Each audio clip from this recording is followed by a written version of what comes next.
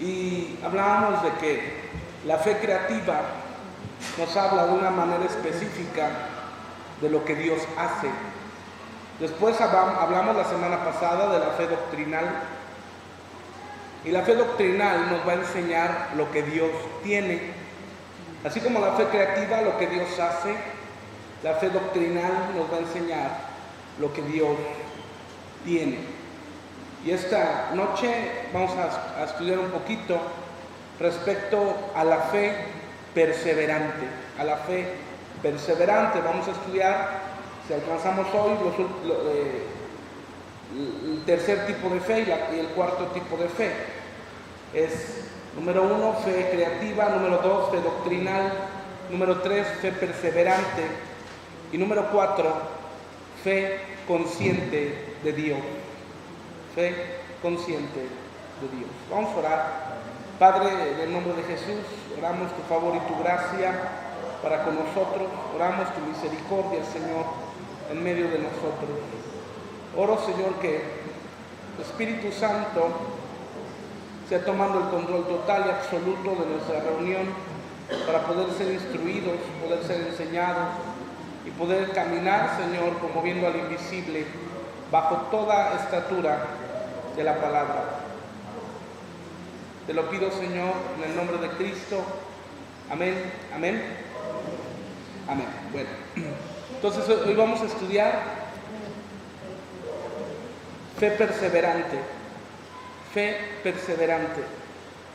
La fe perseverante nos permite conocer la voluntad específica de Dios. La fe perseverante nos permite conocer la voluntad específica de Dios. Una voluntad específica para cada uno. Tú y yo tenemos que comprender que Dios tiene un plan para toda la humanidad. Y la Biblia habla de una manera general. La Biblia nos enseña que el plan de Dios no es que nadie se pierda, sino que todos procedan al arrepentimiento. Hay una voluntad general, es una situación de arrepentimiento. Pero la fe perseverante nos va a establecer como hijos de Dios en una voluntad específica de Dios para cada uno de nosotros. ¿Qué implica la voluntad específica? Bueno, tu llamado personal. Cada uno de nosotros, la Escritura nos enseña que somos parte del cuerpo de Cristo. Y siendo parte del cuerpo de Cristo, cada uno de nosotros tenemos una función especial. Di conmigo, tengo una función especial. A veces la gente puede tener ciertos complejos referente a, ¿será que Dios tiene algo para mi vida? ¿Será que Dios va a hacer algo conmigo? ¿Será que tengo un propósito en esta tierra? ¿Será? Y empiezan con ciertos cuestionamientos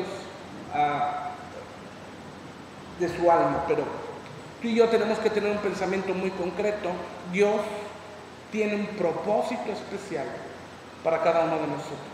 Dios tiene un llamado particular para cada uno de nosotros. Dios absolutamente a nadie de sus hijos nos hizo por hacer, sino con un plan específico, conforme a su voluntad específica. De la misma manera que en nuestro cuerpo, cada área, cada parte de nuestro cuerpo, cada miembro, cada órgano, cada célula, tiene un qué, una función. Asimismo nosotros tenemos una función. Ahora, en un cuerpo no todos son ojos, ¿verdad? Perdón, en un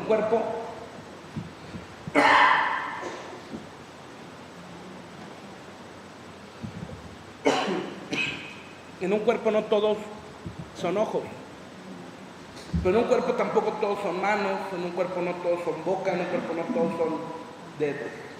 De la misma manera, cada uno de nosotros tenemos que tener un pensamiento, tenemos un llamado de parte de Dios. Di conmigo, un llamado. Y cada uno tenemos que, a través de la palabra y a través de la voluntad específica de Dios, encontrar y desarrollar ese llamado para poder cumplir el propósito de Dios en nuestra vida. Ahora, ¿cómo vamos a encontrar el propósito de nuestra vida? Escúchame, a través de la palabra. En una ocasión una persona me dijo, pastor, ¿puedo orar por mí para que Dios me dé visión y me dé dirección? Y pues bueno, yo estoy seguro que esta persona esperaba que yo pusiera mis manos y le dijera, Señor, ábrele los ojos de su entendimiento. y da visión y dirección, pero lejos de hacer eso, lo único que vino a mi corazón para decirle fue: lee la palabra, porque a medida que tú y yo desarrollemos una comunión con la palabra y desarrollemos un trato con la Biblia, tú y yo vamos a encontrar visión y dirección. ¿Qué es visión? Sencillamente, ¿a dónde voy?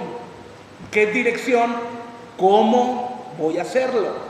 El a dónde y el cómo está específicamente escrito en la Biblia. No necesitamos absolutamente de nada más para que Dios nos dé o para que nos digan cómo hacerlo. La palabra es completa, ¿verdad? En algunas ocasiones hay un mover profético y bien los profetas de alguna manera dan cierta directiva, pero van a confirmar lo que el Señor ya habló a través de la palabra. Escúchame, la palabra no necesita ser confirmada por la profecía. La profecía necesita ser confirmada por la palabra. ¿Ok? O sea, no es buscar en la palabra o buscar en la profecía para que la Biblia sea el sustento. No. La Biblia es el único libro manual de vida, verdad, absolutamente cierto, como voz de Dios y única voz de Dios. ¿Qué me explico? Evidentemente hay un mover de dones, hay un ministerio, pero me refiero como máxima autoridad, la Biblia. ¿Cómo sabes que una palabra provenga de Dios o no provenga de Dios? Bueno, que esté escrita aquí y que sea congruente a lo que Dios dice aquí. Una ocasión una persona me dijo: pastor, Dios me dio una palabra. A ver, ¿qué Dios le dijo? Que Dios va a hacer, que Él va a hacer mi venganza con mis enemigos. Y seguramente usted se llenó de gozo. Sí, hermano, porque Dios ha visto todo lo que he sufrido. Bueno, pues eso no es Dios en ninguna manera. ¿Por qué? Porque la Biblia dice que ames a los que te aborrecen y ames a tus enemigos.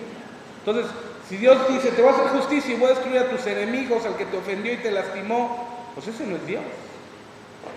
Porque esa palabra tan confortante que puede ser para algunos está totalmente contraria a la palabra. ¿Sí me explico? O algunas personas que: Señor, te pido que destruyas a mi vecino porque ya no lo aguanto. Es una de las tantas listas de oraciones que, en mi opinión, hay una sola maldición en la cual está la iglesia. Y yo la titulo: la maldición de las oraciones no contestadas. Y ahí puedes hacer un lista más. Dios no va a contestar esa oración. Dios no va a contestar a una oración agresiva. Dios no va a contestar una oración de violencia, de odio, de resentimiento. La Biblia nos enseña que la ira del hombre no opera la justicia de Dios. En la ira del hombre no opera la justicia de Dios. ¿Qué tenemos que hacer? Pues orar pidiendo misericordia por nuestros enemigos, nada más. Señor, ten misericordia de ese que me hizo, no tampoco. Con resentimiento nunca. Señor, me dañaron, me lastimaron, pero perdónalos. No saben lo que hacen. Esa fue la oración de Jesucristo. Dios también, a través de su voluntad específica, Dios te va a equipar. Di conmigo: Dios me va a equipar de una manera específica para que entres en su propósito. No solamente Dios te va a dar un llamado específico, sino Dios también te va a dar el equipo específico para que entres en ese llamado. Recuerda, Dios te llama, Dios te capacita, Dios te prueba, Dios te establece para que una vez que seas probado, puedas ser un ministerio, puedas ser un siervo, una sierva del Señor, probado y aprobado por Dios. Probado y aprobado por Dios. Gloria al Señor. Entonces, no te preocupes a veces: pastor, pero yo creo que Dios me está llamando tal o cual cosa. Pues gloria al Señor, hermano, ponte a orar, o hermana, ponte a orar y prepárate la palabra. Pero es que no sé cómo lo voy a hacer. Pues qué bueno, te felicito que no sepas cómo hacerlo. Es más, vas por el buen camino. Pues ¿cómo que voy por el buen camino si te estoy diciendo que no sé cómo hacerlo y estoy desesperado? Pues qué bueno, gloria al Señor, que estés desesperado y que no sepas cómo hacerlo, para que dobles tus rodillas y busques dirección de Dios y Dios te diga cómo hacerlo, cuándo hacerlo, con quién hacer y qué hacer, para que haya un balance en la palabra en tu vida. El qué hacer, el cómo hacer, cuándo hacer y con quién hacer. Es decir, la cosa correcta, de la manera correcta, en el tiempo correcto, con la ayuda correcta. Si Dios llama a alguien como nos ha llamado a todos, ¿tienen frío? ¿Les apago los ventiladores? ¿No? Ah, bueno, porque a mí ya me dio frío. Y el ejército me está entrando. Gloria a Cristo. Bueno, no te preocupes. Cada uno de ustedes tiene un llamado. Y si tienes un llamado, como dice la palabra, Dios te va a equipar, Dios te va a capacitar, Dios te va a enseñar, Dios te va a instruir, Dios te va a guiar, Dios te va a alimentar para que llegues a lo que Dios quiere que tú hagas. Y eso en sí mismo debería darte paz. En otras ocasiones te he dicho, hace 9 años cuando comenzamos el ministerio a tiempo completo, éramos un puñito de gente, solamente 5 o 6 personas. Estaba una familia, un matrimonio que tenía ciertos conflictos y viene la señora y me dice ciertas cosas de problemas matrimoniales. Y yo ni a novia llegaba. Entonces estaba frito. Y decía, Señor, ¿y qué le va a contar a esta señora, a este hermano? Está buscando el consejo y yo no tengo la remota idea ni siquiera de lo que me está hablando. Yo te he dicho en otras ocasiones que ese día llegué a mi casa, que es tu casa. Me fui al cuarto donde dormía y empecé a llorar, diciéndole al Señor, yo no soy apto ni listo para el ministerio. No puedo. No sirvo porque no sé. Recuerdo que el Señor, con una dulzura, pudo traer una palabra a mi corazón. Me dijo, yo no te he puesto en el ministerio para que enseñes tu experiencia. Yo te he puesto en el ministerio para que enseñes mi palabra. Y tú puedes estar en una situación que no sepas qué hacer, que no sepas a dónde correr. Glorifica a Dios por eso, porque eso significa que Dios está tratando contigo. Y si Dios está tratando contigo, glorifica doblemente a Dios porque eres su hijo. ¿Por qué, pastor? En una ocasión pasó cierto problema muy fuerte con la esposa de un ministro. Me preguntó, hijo, ¿por qué no le pasa nada? Y dije, pues no te preocupes, porque si no le pasa nada o no pasa nada, es que sencillamente no es hija de Dios. ¿Cómo que no es hija de Dios? Pues sí, porque la Biblia dice que Dios al hijo que ama, corrige y lo pone en disciplina. Dice, alegraos pues, cuando el Señor os ponga en disciplina. Una de las características que somos hijos de Dios es que el Señor va a tratar con nosotros como hijos. No nos va a tratar como extraños. Esto es muy sencillo. ¿Cuántos tienen hijos? ¿Alguna vez has invitado a un amiguito de tu hijo a tu casa? Y te resulta que ese niño o esa niña es sumamente grosera, sumamente maleducado. Yo espero que tu hijo no sea el que esté en el caso, ¿va? Pero le invitas a tu casa y hace un tiradero y hace... ¿Pero qué le puedes decir? ¿Por qué? Bueno, pues si eres un poquito grosera, igualada o igualado, pues le vas a dar un pellizco, te vas a poner como un niño, ¿eh? Pero si tienes un poquito de sentido común, pues ¿qué le vas a decir? Nada. Alguien dijo, con sensatez. No le vas a decir nada sencillamente porque no es tu hijo.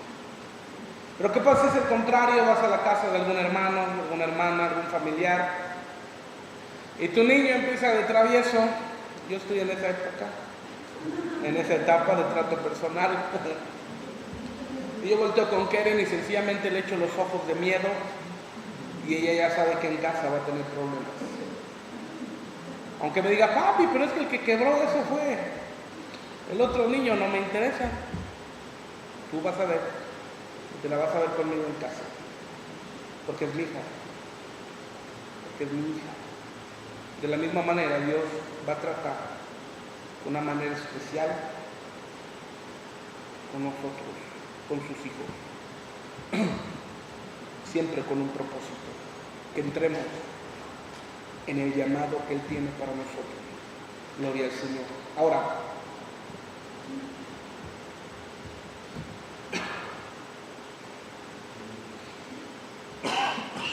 perdón, ven que aguántese poquito el calor, ¿no? Brandon, apágate el ventilador, ¿no, mijo? ¿De qué manera Dios te va a hacer entrar en los tratos, en los planes?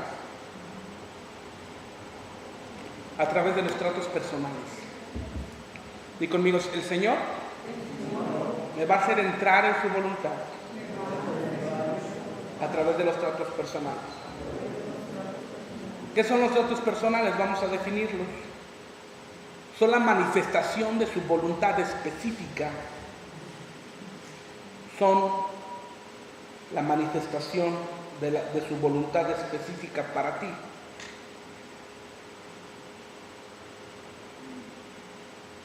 Y te llevará a experimentar la gloria de su vida, la gloria de la vida de Cristo. ¿Cuál es el propósito?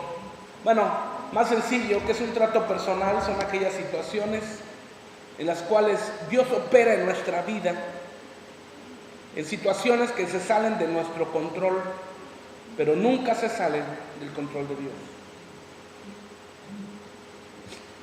Y esto Dios lo hace para poder experimentar la gloria de su vida, es decir, a través de los tratos personales, Dios expresará a tu alma y a mi alma, a nuestro espíritu, que podamos vivir la vida de Cristo. El ser cristiano no solamente es congregarse, que es correcto. El ser cristiano no solamente es asistir a casas de paz, que es correcto. No es solamente levantar las manos y adorar, que tenemos que hacerlo. No solamente es obedecer la palabra, venir, ofrendar, diezmar y todo el asunto, que es correcto. Pero el propósito del cristiano es reflejar a Cristo.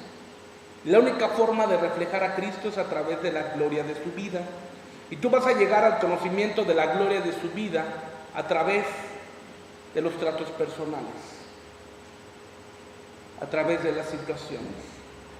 Tú vas a notar en algunas ocasiones que el Señor Jesucristo en los evangelios dijo, o dice de Él, y el Señor y el Señor se compadeció de Él. Aun cuando llegó con Lázaro, ¿recuerdas la situación? Se paró en la tumba de Lázaro y dice la Biblia, y Jesús lloró. Yo me pregunto, bueno, pues ¿por qué lloró? Jesús sabía perfectamente que Lázaro iba a resucitar. Pero está hablando, amados, una cosa tan profunda y tan hermosa, que es el amor y la compasión. Y él sabía que a través de esta situación iba a ser el comienzo de una persecución encarnecida en contra de él, en contra de los discípulos y en contra de sus amigos. Date cuenta que los tratos personales no son para destruirte. Date cuenta que los tratos personales no son para desanimarte. Date cuenta que los tratos personales son para fortalecerte, para establecerte, para edificarte y para hacer crecer tu vida en la vida de Cristo. ¿Por qué corriges a tu hijo? ¿Porque se portó bien? Yo les he dicho en otras ocasiones que si alguien está platicando, a veces me han visto que les llamo la atención, ¿va?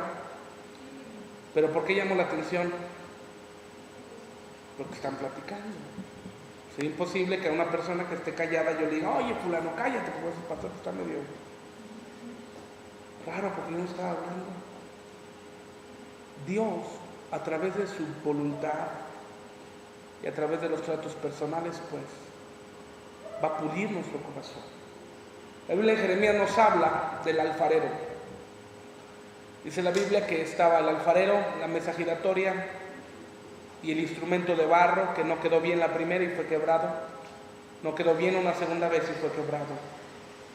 Yo quiero que notes esto. Estas tres figuras representan algo: el alfarero, la mesa giratoria y el barro. El alfarero, Cristo, el Señor. La mesa giratoria significa la voluntad de Dios o los tratos personales. Y el barro tipifica nuestra vida. Y Dios va a trabajar. como un alfarero para darnos los detalles específicos que Él quiere para nuestra vida. Cuando una persona está teniendo un trato personal, que es lo primero que tiene, se desanima porque está en su carne, porque lo está sintiendo. Cuando una persona tiene un trato personal, lo primero que hace es correr y buscar ayuda, porque está desesperado. Una persona que puede comprender que está en un trato personal, solamente corre a un lugar, corre a la presencia de Dios. Y me puede decir, pastor, ¿pero qué hago? Pues muy sencillo, ora, ayuna, lee la Biblia. ¿Pero qué más? Nada más. No necesitas hacer nada más. ¿Por qué queremos hacer nada más? Porque estamos acostumbrados a un continuo hacer. Estamos acostumbrados a querer hacer y querer solucionar las cosas en nuestras maneras y en nuestros medios y en nuestras formas. Y no en los medios de Dios. Pero los tratos personales nos van a enseñar a no correr con nadie, sino correr con Dios. Correr y doblar nuestras rodillas y buscar al Señor. Y decirle, Señor, te pido que me des paz para entender tu voluntad y me des reposo para moverme en tu voluntad. Y una vez que ores, que Dios te guíe, haz lo que quieras. Pero primero busca al Señor, para que cada decisión que tomes, cada situación que tengas que hacer, sea en paz y sea en reposo, sabiendo que hay un trato personal. ¿Tú recuerdas el libro de Job? Dice esto, y vinieron uno de los sirvientes y dijo, Señor, es que cayó fuego del cielo que Dios mandó y consumió todo. Date cuenta, aún la persona que llegó con Job dijo, fuego que vino de Dios. Todo fuego de prueba que venga sobre tu vida proviene de Dios. Y eso debería de darte paz. Porque ninguna situación Dios permitirá para que caigas, para destruirte, para hacerte daño, sino al contrario, para que crezcas, seas edificado y llegues a ser el cumplimiento de la palabra más que vencedor en Cristo Jesús. ¿Y qué es más que vencedor? No es que te haga rico. Más que vencedor no es que se cumplan todos tus sueños. Más que vencedor no es que se cumplan todos tus anhelos. Discúlpame, no quiero robarte tus sueños. Gloria a Dios por tus sueños. Y ojalá un día los logren todos. Pero ese no es el mayor éxito. Ni ser más que vencedor. En esta tierra hay una sola forma de ser más que vencedor, y es vivir en la gloria de la vida de Cristo. Y es reflejar a Cristo.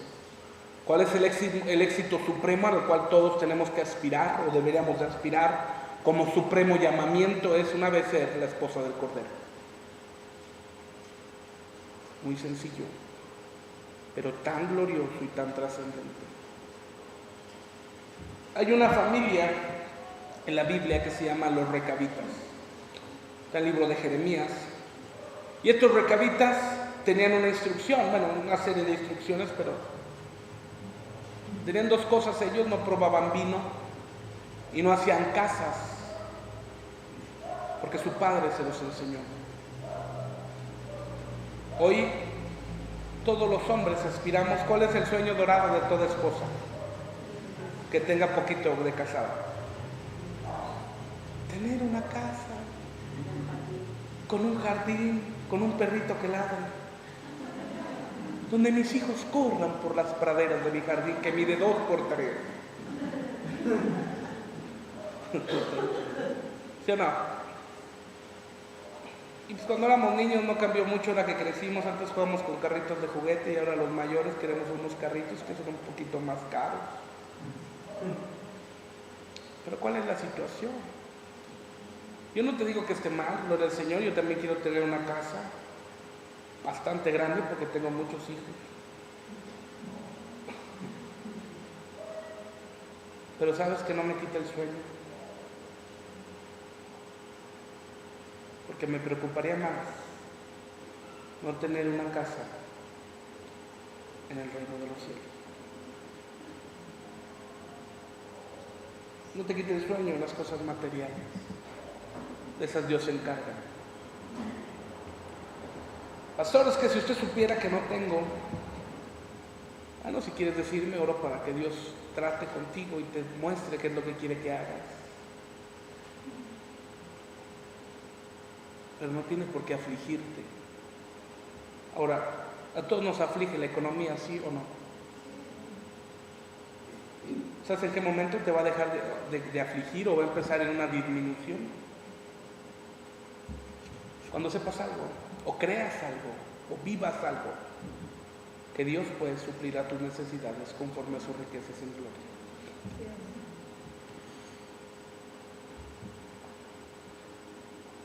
Pastor, pues es que usted lo dice muy fácil, pues que así es. No hay que complicarse, el hombre se complica. Y a medida que tú y yo nos vamos complicando, la situación se va complicando más y se va haciendo más grande. El domingo lo vimos con Adán y Eva. La regaron, se equivocaron. Pero en lugar de esperar a Dios para afrontar la situación que hicieron, la evadieron escondiéndose, poniéndose delantales de hojas de higuera. Nunca enfrentaron a Dios reconociendo su pecado. Y a veces, ¿qué hacemos?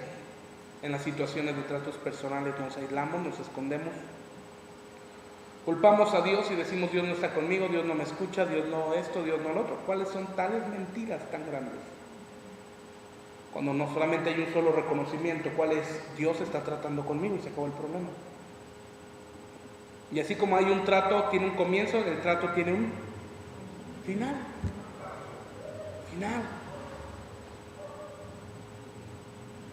Pero la garantía de que cuando lleguemos al final del trato personal es que Dios nos da la victoria total. Así de sencillo y así de hermoso. Pastor, ¿y cuánto tiempo va a tratar mi desierto? Bueno, pues es que hasta que aprendas la lección. No vaya a ser que te quedes tirado en el desierto. Que Dios no quiere que nadie se quede tirado en el desierto, sino vivan en los pastos verdes que Él diseñó para nosotros. La fe perseverante te va a permitir que Cristo viva y que Cristo se manifieste a través de ti. La fe perseverante te va a permitir que Cristo viva y se manifieste a través de ti. Gálatas 2:20, por favor, alguien de memoria.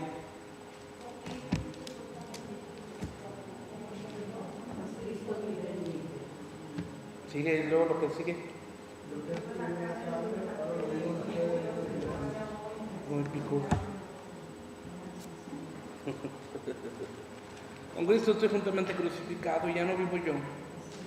Y aquí es la gloria de su vida. Ya no vivo yo. Híjole, está tan difícil en nuestra carne, en nuestra naturaleza. Híjole. ¿Cómo Jesús reaccionó en el desierto? Jesús, y vamos, tipificado por el rey David, cuando David pasó con Betsabé la situación, ya fui muy explícito el domingo, no voy a volver a tocar el punto de una forma tan clara, wow, tan chistosa. Pero pasó algo, David ayunó, recuerdan, cuando el niño estaba enfermo. ¿Y Jesús qué hizo en el desierto? Ayunó 40 días. ¿Cuándo fue la última vez que en medio de un problema ayunaste? Oraste buscando al Señor.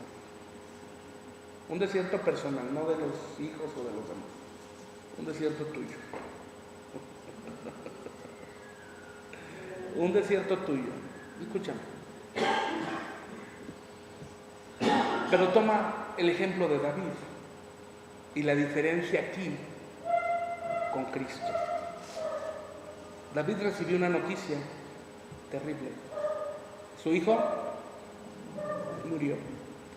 Y la gente se preocupaba, dijo, si se puso así cuando estaba enfermo, cuando reciba la noticia se va a quitar la vida. ¿Pero qué hizo David? Se levantó y siguió. Él hizo lo que tenía que hacer. Él hizo lo que tú y yo tenemos que hacer en medio del desierto. Orar y buscar al Señor. Y de lo demás Dios se encargará. De lo demás Dios se encargará. Cuando empezamos con lloro, con la situación más difícil de nuestra vida, hasta hoy, yo espero que ya no vivamos otra semejante. Cuando a mi hijo le detectaron un tumor cerebral, a Josué, fue terrible, terrible. Mis hermanos me decían, ¿qué tienes? ¿Qué tienes? ¿Qué tienes? ¿Qué tienes? ¿Qué tienes? Ya quieren saber, y la cité en la casa de una de mis hermanas y ahí les va. Ahí está lo que tengo. Yo recuerdo que le dije al Señor, cuando nació Josué, nació en su tiempo, pero sus pulmones no se desarrollaron por completo. Estuvo entubado, estuvo en neonatología y tenía que ir con mi niñito pequeñito de días, entubado, canalizado, muy difícil. Recuerdo que hablamos con el director ahí donde estaba Melissa y en el seguro, me dijo a mí y a ella, bueno, pues, no se hagan muchas esperanzas, el niño tiene de 24 a 72 horas de vida. Ya ves que te dicen así como, tiene gripa, no te preocupes. Recuerdo que estaba yo en shock, de tal manera que no le pude contestar nada, porque quedé en shock. Si no hubiera quedado en shock, quién sabe qué hubiera pasado. Y una noticia terrible. Yo recuerdo que después de que salió y pasaron las 72 horas y Dios lo sanó, sus pulmoncitos se restauraron en 3 días, o en un 25%, el 75%, en 3 días se desarrollaron de una manera sobrenatural. Yo le dije al Señor, cuando lo tenía en mis manos, en mis brazos a mi niño, yo le dije algo que lo pagué con creces, yo creo. Señor, yo no soy Abraham, así que ni se te ocurra. Pídeme lo que quieras, menos mi niño, porque ahí me vas a conocer. Y pasaron los años, poquitos, 4 años, y a mi hijo le detectan el tumor cerebral, y yo recuerdo esa palabra que le había dicho el Señor, porque a nosotros se nos puede olvidar lo que le decimos a Dios, pero a Dios no. Cuando salgo de ahí de la banda de la Parra, con los estudios que le habían diagnosticado el tumor, le dije al Señor, perdóname por ser tan hablador y ser tan negligente en mi lengua. Hoy no puedo hacer absolutamente nada más que orar y creer que tú extiendes tu misericordia por Josué. Evidentemente seguimos haciendo los estudios, muchos estudios, muchos, y algunos muy caros, pero bueno, Dios suplió. Fue terrible, porque finalmente el último estudio, después de 6 meses, 8 meses, ¿no? Muy difícil, el tumor desapareció, Dios lo sanó, pero todavía le habían diagnosticado un retraso mental. Dios lo sanó, nunca lo tuvo. Le habían diagnosticado autismo, no es autista. Dice, pastor, pues ya qué más le preocupa, ¿está contento? Sí, estoy contento, pero estoy esperando que Dios haga la obra completa.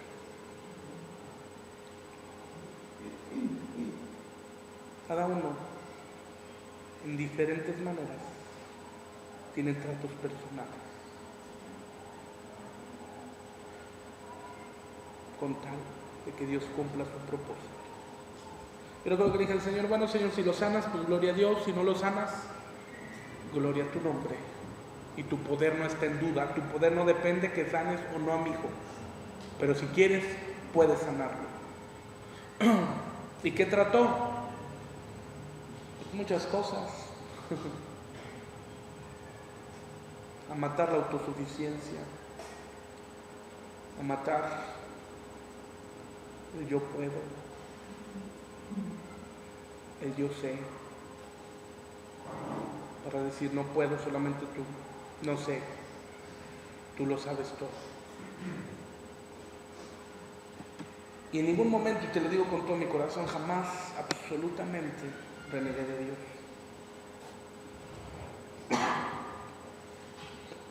Señor, tú tienes un plan, tienes un propósito, entiendo que estoy en un trato personal,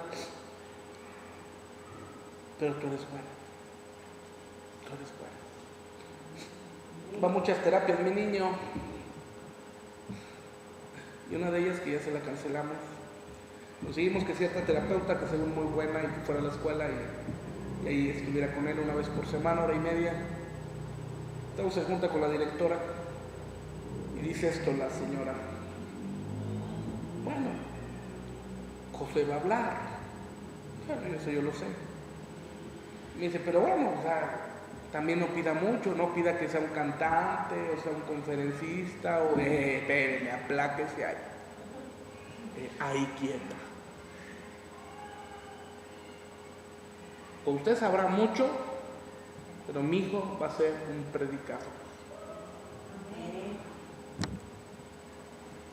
Pero es que no se cierre, porque qué tal si no me interesa lo que usted diga. No me entiende. Mi hijo va a ser un predicador. Usted dé el diagnóstico o no lo dé.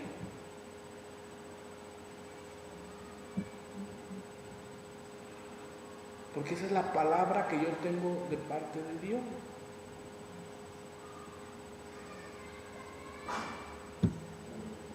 Y se acabó.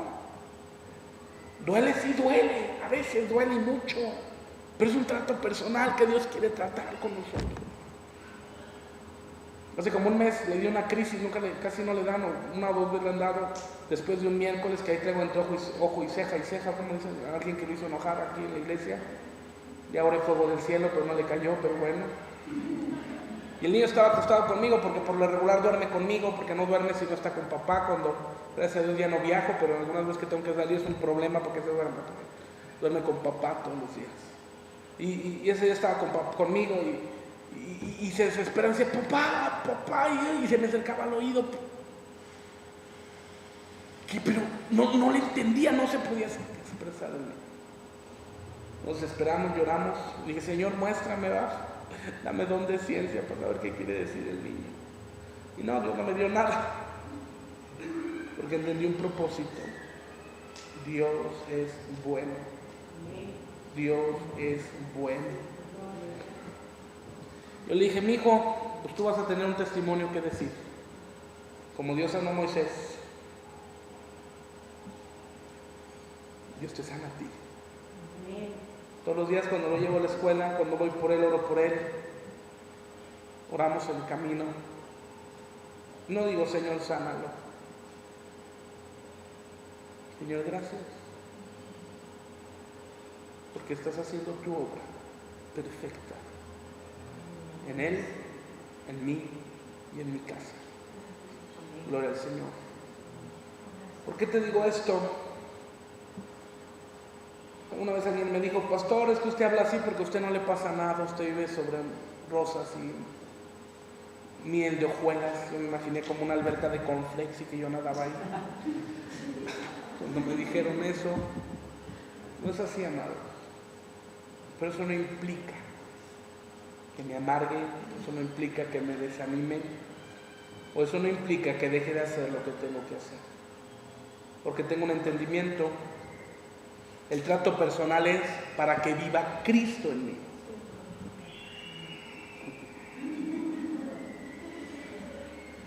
Y tenemos un plan para ver si lo alcanzamos a hacer en este año, que es la Fundación Amigos de Joshua, donde vamos a ayudar a todos los niños con problemas de lenguaje gratuitamente.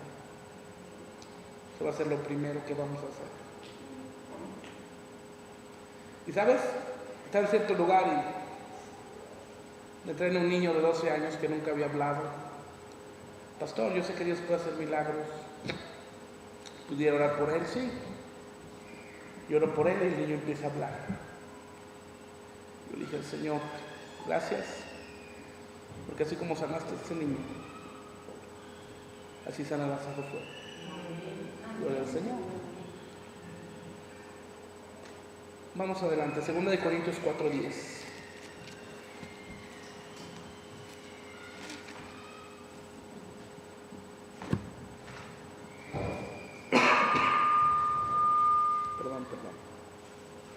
Segunda de Corintios 4:10 y 11 dice: llevando en el cuerpo siempre por todas partes la muerte de Jesús, para que también, ¿qué? Se manifieste en nuestros cuerpos. Porque nosotros que vivimos siempre estamos entregados a muerte por causa de Jesús, para que también la vida de Jesús se manifieste en nuestra carne mortal. Colosenses 1:29, por favor.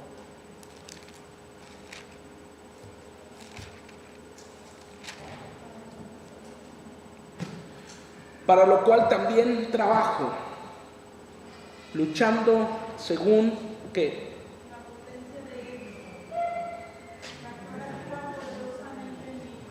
¿Qué va a actuar en ti? ¿Qué va a actuar en ti? ¿La potencia de quién? Del poderoso, del omnipotente, del soberano. ¿Y para qué va a actuar en ti? Para que reflejes a Cristo. Y para que a través de la fe perseverante puedas disfrutar de todo lo que Dios es en ti. Para que a través de la fe perseverante puedas disfrutar de lo que Dios es en ti y a través de ti. ¿Por qué fe perseverante? Porque van a venir los tratos personales, porque van a venir las lluvias, porque van a venir las tormentas, van a venir las lluvias, pero tú te vas a mantener en fe, en una fe perseverante y constante, no por lo que ves, no por las circunstancias, no por lo que recibes, sino por lo que está escrito en la palabra, por lo que Dios dijo, lo que Dios dice y Dios dirá en esta bendita palabra. ¿Lo veas o no lo veas? ¿Lo sientas o no lo sientas? La Biblia dice que Él tiene un plan. Hay situaciones donde tú no puedes sentir a Dios, qué bueno. Hay situaciones donde tú no puedes ver a Dios, qué bueno. Porque Dios te va a llevar a un nivel de fe donde no sientas, donde no veas, para que camines por lo que crees. La Biblia dice, el justo por la fe vivirá, no por lo que sienta, no por lo que vea, no por lo que sus sentidos puedan percibir, sino por lo que su fe, su espíritu pueda percibir del Señor. Una fe que garantiza que el Señor perfeccionará la obra hasta el tiempo del fin. ¿Sí me explico? Perseverancia, perseverancia, perseverancia. Y los discípulos perseveraban en la doctrina y en el partimiento del pan. Perseveraban. Dios nos va a llevar a esta fe perseverante para que podamos vivir en la gloria de su vida. Para que podamos experimentar lo que Dios es en nosotros. Porque es muy padre decir, Cristo está con nosotros, Cristo está en nosotros, el Espíritu Santo está en nosotros, pero hay que vivirlo. Y la forma de vivirlo es a través de los tratos personales para poder crecer y poder madurar. Y poder caminar en la voz de la voluntad de Dios. Solamente es así. Solamente es así. ¿Cómo vamos a caminar a través de la voluntad de Dios? Nada más. Si escuchas a alguien que dijo, ay, un ángel me dijo, pues órale, bien por ti. Es que tuve una revelación. Qué bueno. ¿Y tú no tienes revelaciones? Sí. ¿Cada cuándo? Todos los días. ¿En serio? ¿Cómo? Cada vez que leo la Biblia. Porque se me caen las venas y tengo entendimiento. ¿Me explico? Los tratos personales son para forjar el carácter de Cristo en ti, para forjar el carácter de Cristo en nosotros.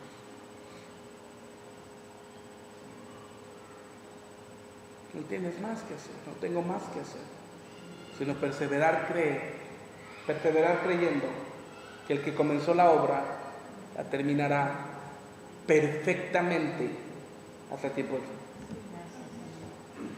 Pastor, pero es que usted lo dice muy sencillo, pues ya viste que no la tengo tan sencilla.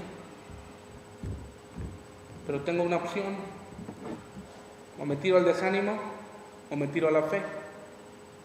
Y si me tiro al desánimo, ¿qué me gano? Mejor me tiro a la fe. Me arrojo a los brazos de la fe, conforme a la palabra. Amén. Cierra tus ojos un momento. Padre, en el nombre de Jesús, quiero pedirte, Señor, de una manera especial, que cada uno de nosotros, Señor, podamos entrar en una fe perseverante, en una fe constante, Señor, en el nombre de Jesús. Se pueden levantar guerras, se pueden levantar tribulaciones, se pueden levantar turbulencias, se pueden levantar desiertos, pero con todo, que podamos permanecer en tu palabra. Aún Habacuc dijo: aunque la higuera no florezca, ni se encuentre el fruto de la vid, con todo, yo me alegraré en el Dios de mi salvación. Yo me alegraré en el Dios de mi salvación. Y nos alegramos no por lo que podamos vivir hoy, sino por la certeza en nuestro corazón que nos dice que tenemos victoria total sobre nuestros enemigos, sobre los gigantes. Te doy gracias, Señor, porque cada uno de los que estamos aquí podamos permanecer perseverando, no permanecer en derrota, sino permanecer perseverando, sabiendo que hay un propósito, sabiendo que hay un plan, sabiendo que hay una obra más grande que lo que podemos pensar o siquiera imaginar. Te doy gracias, Señor, porque pronto saldremos de los desiertos con victoria total. Donde hubiese enfermedad, saldremos en sanidad, en milagros, en prodigios. Donde haya escasez, Señor, encontraremos multiplicación, bendición, provisión. Donde haya división, encontraremos unidad y comunión, perseverando con una fe constante y sincera en ti. En el nombre de Jesús, Señor. Amén. Amén.